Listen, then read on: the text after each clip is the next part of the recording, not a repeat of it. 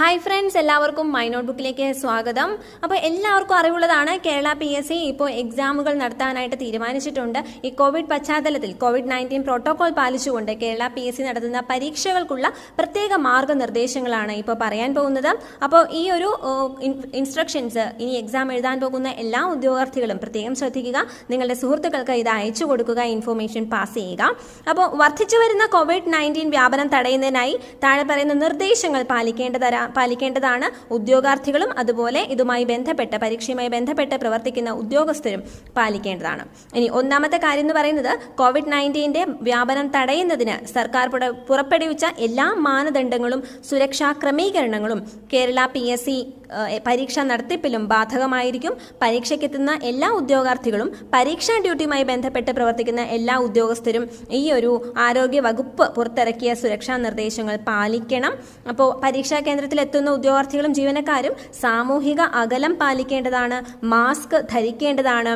പിന്നെ ക്വാറന്റൈനിൽ കഴിയുന്ന ഉദ്യോഗാർത്ഥികൾ അതുപോലെ തന്നെ അന്യ സംസ്ഥാനങ്ങളിൽ നിന്നും പ്രത്യേക അനുമതിയോടെ ഈ പാസ്സൊക്കെ കിട്ടി പരീക്ഷയ്ക്ക് എത്തുന്നവർ എന്നിവർ മതിയായ രേഖകൾ സഹിതം ഹാജരാകേണ്ടതാണ്.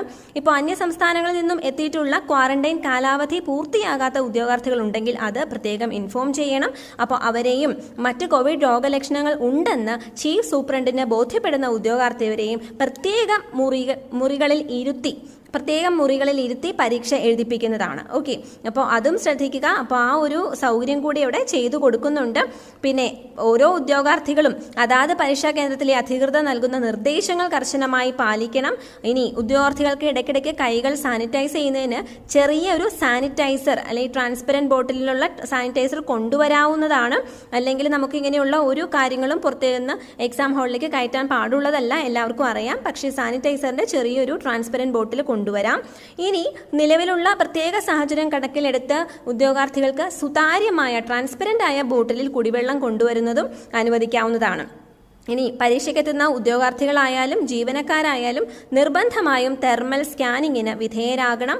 ഉദ്യോഗാർത്ഥികൾ പരീക്ഷാ കേന്ദ്രത്തിൽ കൂട്ടം കൂടി നിൽക്കാതിരിക്കാൻ ശ്രദ്ധിക്കേണ്ടതാണ്. അപ്പോൾ ഇത്രയും കാര്യങ്ങൾ എല്ലാവരും ശ്രദ്ധിച്ചോളുക.